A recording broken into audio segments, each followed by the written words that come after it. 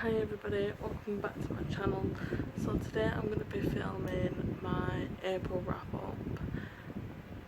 So yeah, that's what I'm going to do, and I'm going to get straight into it. So in April I read a total of 8 books, which isn't a lot, but I've been in a reading slump, so it kind of is a lot for me when I'm in a reading slump. Only 1 was audio, 7 were physical. Yeah, and I didn't get everything off my TBR finished, but oh well. I did a lot of mood reading and I just read whatever I felt like, so I'll get into it now. These 3 are a series, and it's Heartstopper by Alice Oseman. The 4th one is out in May, so I wanted to read all these 3 to prepare for the 4th. If you don't know what Heartstopper is about, it's a graphic novel series about 2 boys, Charlie and Nick, and it's about them discovering their identity, what they are, and who they want to be. And yeah, it's a really good, cute graphic novel series, and it's so quick to read, like about 30-minute a book probably. So yeah, were really nice to read these, and I gave them all 5 stars. This is a reread, so yeah, 5 stars. A book I read that was like kind of a flop for me was The Poet X by Elizabeth Acevedo.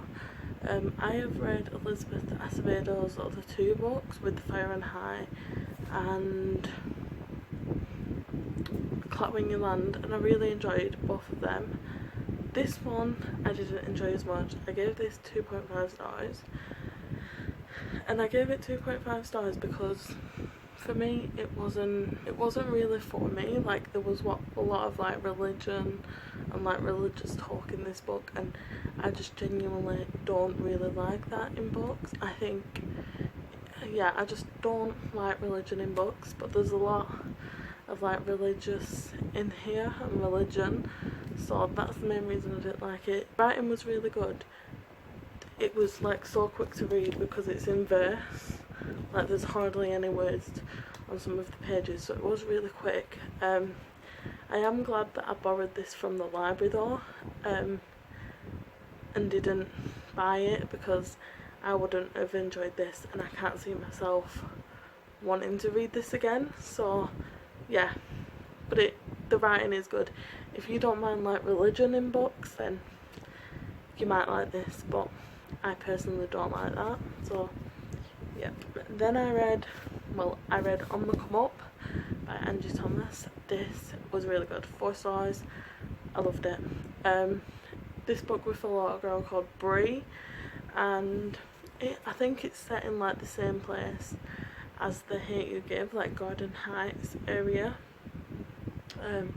And she wants to be, I don't know if it's like a rap star, I don't know what the term is for it, but she wants to like rap and stuff like that. Her mum doesn't really want her to, but yeah, she's really close with her and I love that relationship because I have such a close relationship with my nieces, so I really like this. And yeah, I gave it 4 stars. I really enjoyed like all the like raps that they come up with. The rap battle was one of my favourite scenes in this book.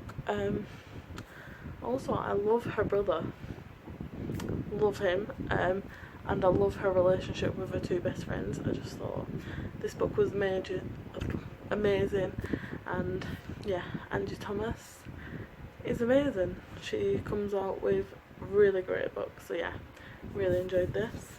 Then I read Danielle Steele Coming Out. I've only read 1 book by Danielle Steele before, but I already consider her one of my favourite authors because the book I read by her, Undercover, I gave it 5 stars. I loved it. This is like a really short story, and I gave this 4 stars. In this book we follow, I think it's set like back in the day. I think it's set like in the 1900s. It's never established where like what time period it's set in, but for me it was giving me like old vibes, but maybe that might not be. But we're technically dealing with, what's her name? The mum's name is Olympia Crawford Collins, I think, or Olympia anyway. We're following her, and she is divorced from a man and she has 3 children with him, and she remarried a Jewish man and she has 1 child with him. And her first husband is like really racist towards Jewish people and people that just aren't of his religion. He don't like anyone with like different skin colours or anything like that. And her daughters, it's their time to come out into like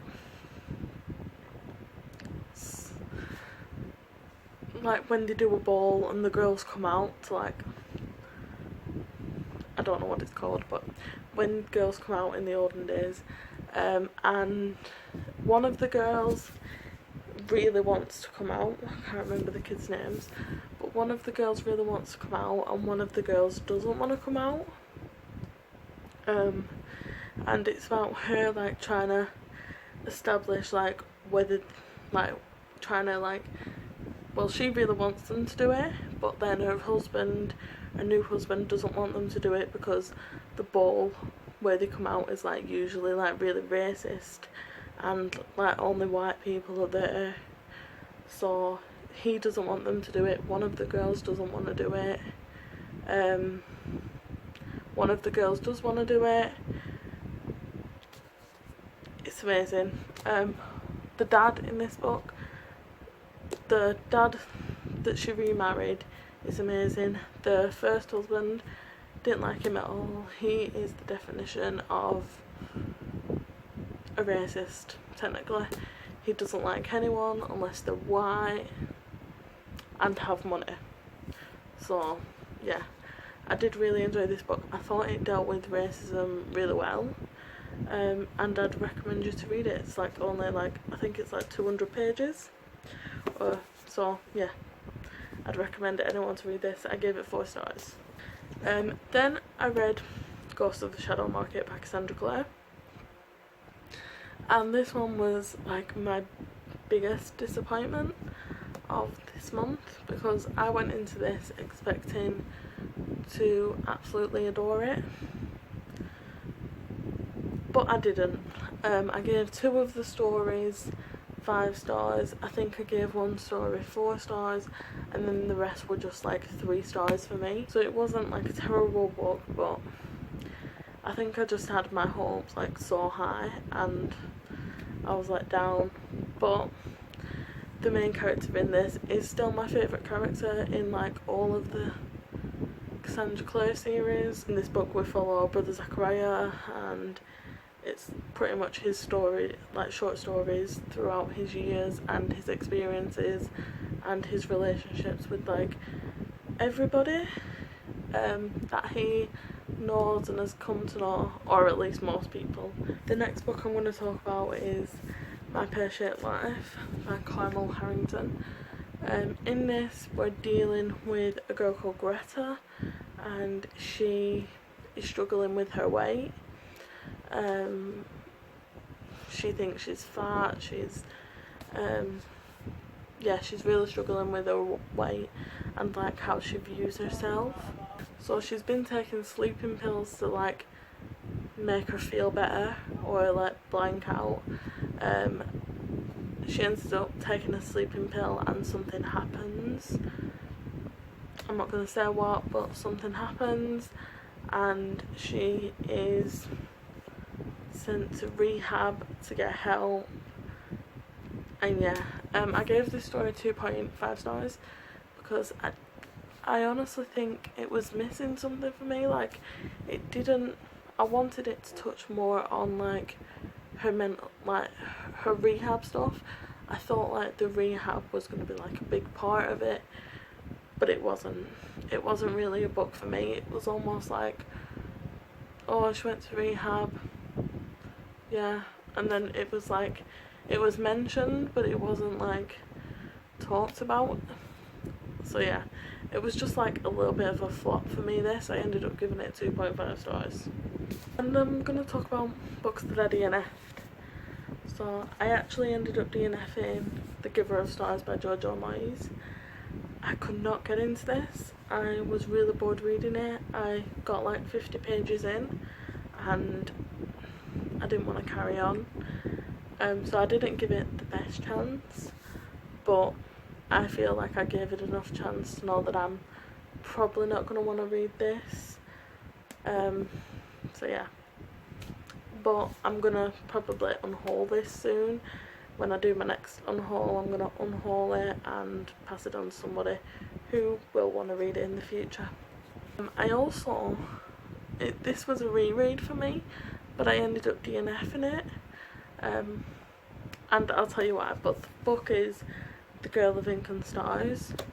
So I read this for the first time quite a while ago when I'd never read like anything like fantastical or anything like that before.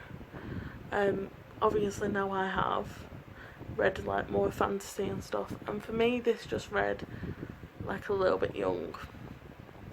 I struggled to like get back into it.